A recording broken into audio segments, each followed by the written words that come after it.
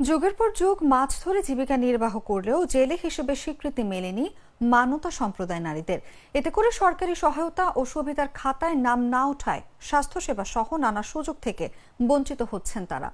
জেলে হিসেবে স্বীকৃতি না পাওয়ায় ক্ষোভ প্রকাশ করে তারা বলেন, মানতা সম্প্রদায়ের নারীরা বেশ কয়েক দশক ধরে নদীতে বসবাস করে মাছ ধরছেন।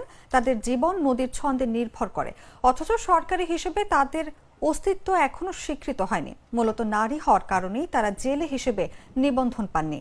তাদের দাবি, ভাসমান জীবিকা থেকে তাদের ভূমিকা স্বীকৃতি ও পরিপূর্ণ অন্তর্ভুক্তির নিশ্চয়তার। এ বিষয়ে বরিশাল জেলা মৎস্য কর্মকর্তা বলেন, নারী মৎস্যজীবীদের নিয়ে সেন্ট বাংলাদেশ মাঠ পর্যায়ে কাজ করছে।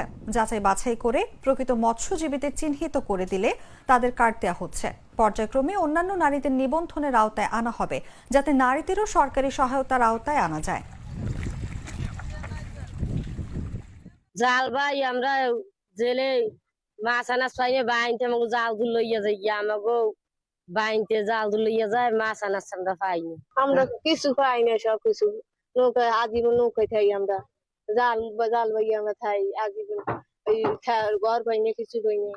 আইডেন্টি কার্ড আমাকে আইডেন্টি কার্ড করা না, জন্ম কার্ড করা, আইডেন্টি কার্ড করা না। জাল ভাইয়া থাই আমরা সারাদিন বৃষ্টিতে ভিজতে জাল ভাই, কত কষ্ট হয় আমাকে। পুরা কাজ করাইতে হয় না, কিছু করতে হয় না।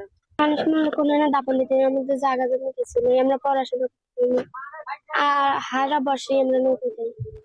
মোরা এখানে থাই নৌকাতে বলাই চালা নিয়ে মোরা কোনো সাহায্য পাই না। মোরা বাড়ি নাই, ঘর নাই, জায়গা জমি নাই, মগু কিছু নেই, চাউল পাই না ভালো করে খাইতে থাকতে। মগু বলা নিয়ে অসুবিধা।